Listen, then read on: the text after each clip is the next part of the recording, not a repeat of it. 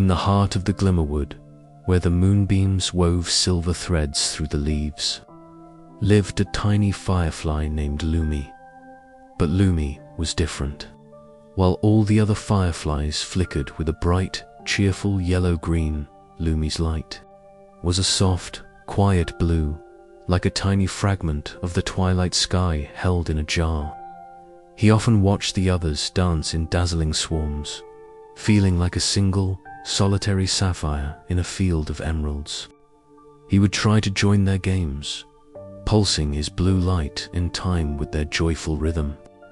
But the other fireflies would pause, their own lights dimming for a moment as they looked at him. They didn't understand his color. It wasn't the warm, familiar glow of home. Without a word, their swirling dance would simply drift away, leaving Lumi to blink his lonely blue light in the sudden quiet. One night, as the last of the firefly trails faded into the distance, Lumi made a decision. Perhaps his light didn't belong here.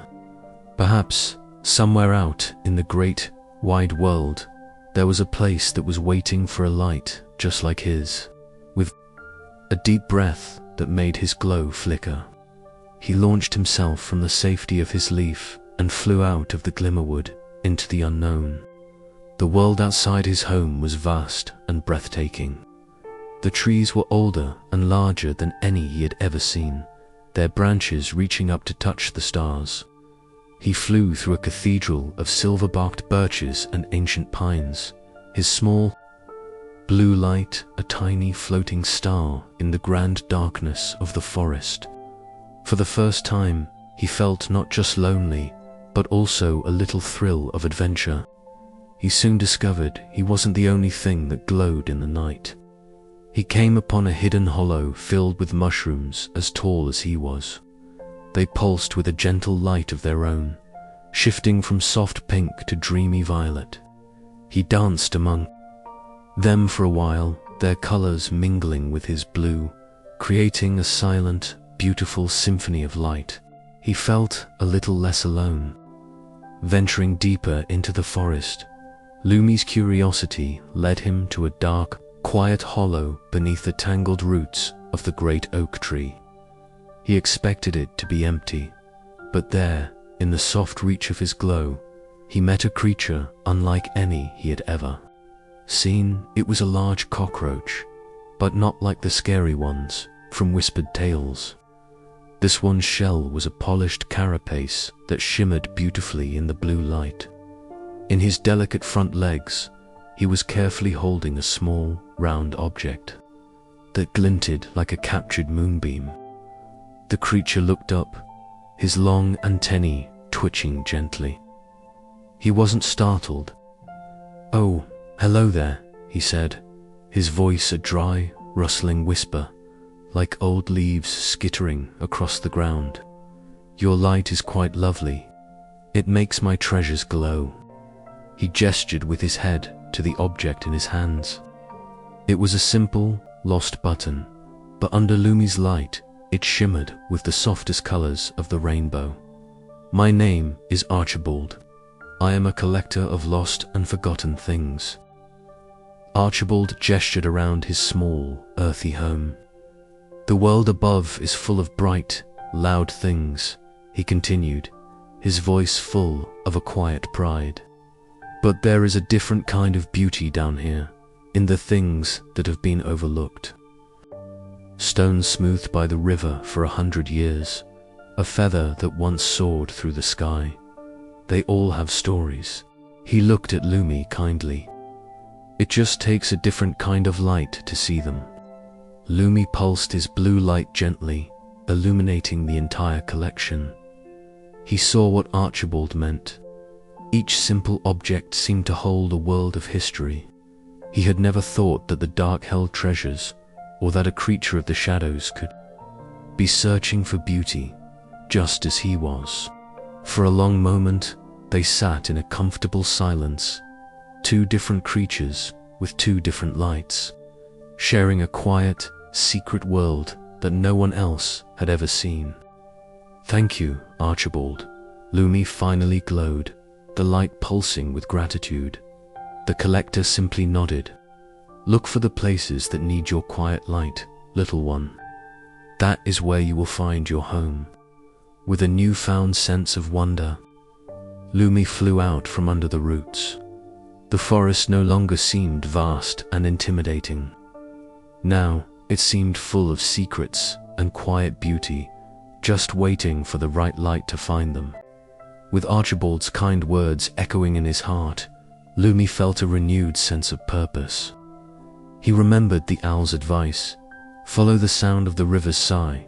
He listened intently, past the chirping of crickets and the rustle of leaves, until he heard it, a faint, distant whisper on the breeze. He turned his tiny body toward the sound and flew, his blue light a determined spark against the dark tapestry of the night. He arrived at the edge of the water and hovered in absolute awe. He had never seen such a sight. The river was so still and so dark that it mirrored the heavens perfectly. It was as if the sky had spilled its jewels into the water, creating a silent, shimmering river of stars that flowed through the forest. It was both endless and beautiful, and for a moment Lumi felt like he was floating in the heart of the universe itself. And here the sound was clearer. It wasn't a roar or a rush, but a gentle, rhythmic whisper. The water sighed as it lapped against the shore, a soft she that seemed to calm the entire forest. This, Lumi realized, was the river's sigh. It was a sound that didn't demand to be heard, but simply was peaceful, constant, and comforting. It felt just like his own blue light. He looked down and saw himself in the watery galaxy below, a single, small, blue star floating all alone. For every twinkling star in the water, there was only one reflection of him. A familiar pang of loneliness returned. Even in this place of profound beauty, he was still different. He was still just one. He let his light dim, a silent sigh of his own echoing the rivers. But just as a wave of sadness washed over him, something caught his eye, a tiny pulse of light at the water's edge. He flew down to investigate.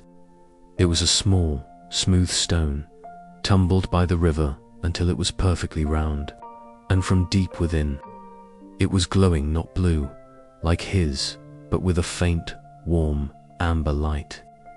It pulsed once, softly, as if whispering a secret only he could hear. What could it be, and where had it come from? Hesitantly, Lumi landed on the warm surface of the glowing stone. As his blue light washed over it, a magical thing happened. The amber glow inside the pebble pulsed brightly, and a gentle stream of golden dust lifted from its surface, creating a shimmering, silent path that pointed upstream, disappearing into the darkness along the river's edge.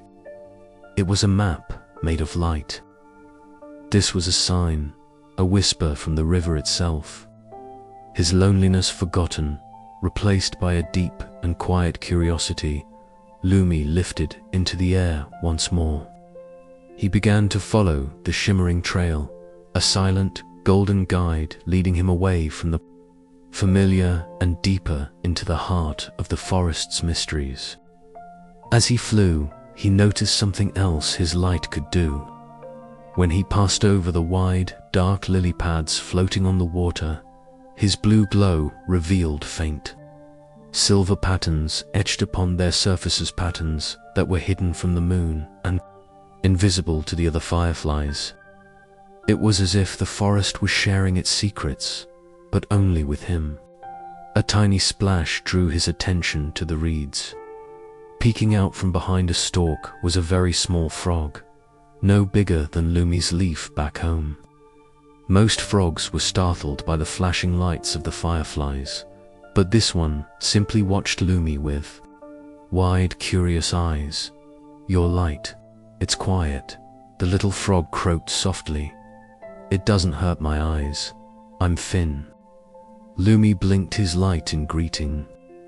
I'm following a glowing stone, he tried to explain with his pulses. Finn's eyes widened in recognition. I've seen those. The river brings them from the Moonpetal Grotto. It's a secret place where the flowers drink the moonlight and only bloom for a single night. They say they only open for a special kind of light. Finn pointed a tiny, webbed foot towards a bend in the river, where a thick bank of mist curled over the water like a sleeping dragon. It's through there, he whispered. But the mist is thick. It's easy for light to get lost. Thanking his new friend, Lumi took a steadying breath and flew toward the swirling silver veil. As soon as he entered the mist, he understood what the owl had meant. A bright yellow light would have scattered, creating a confusing, blinding fog. But his calm blue light didn't fight the mist. It moved with it, cutting a clear, gentle path through the haze.